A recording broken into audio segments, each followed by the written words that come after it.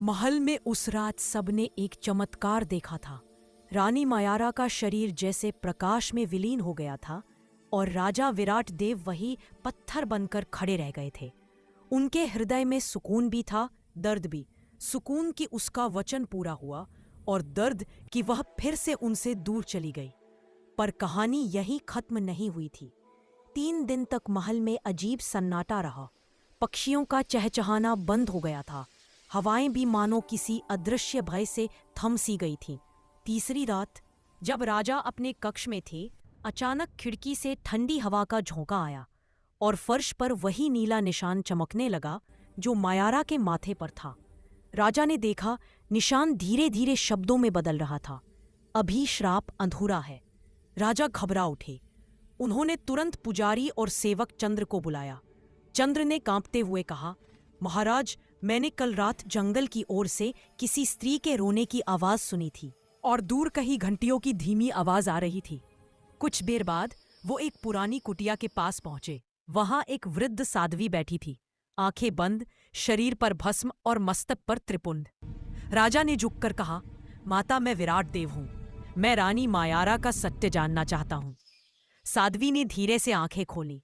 उनकी दृष्टि तीखी थी, जैसे सब कुछ भेद जाए। राजन, उन्होंने कहा, तुमने वचन तो पूरा किया, पर श्राप नहीं टूटा। राजा चौंके। श्राप?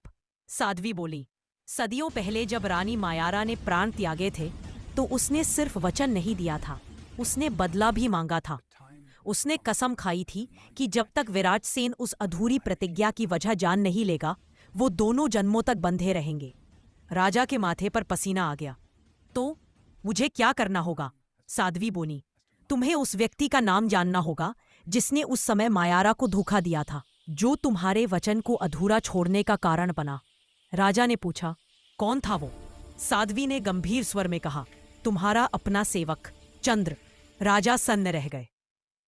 नहीं, चंद्र तो मेरा विश्वास पात्र है, बचपन से मेरे साथ है।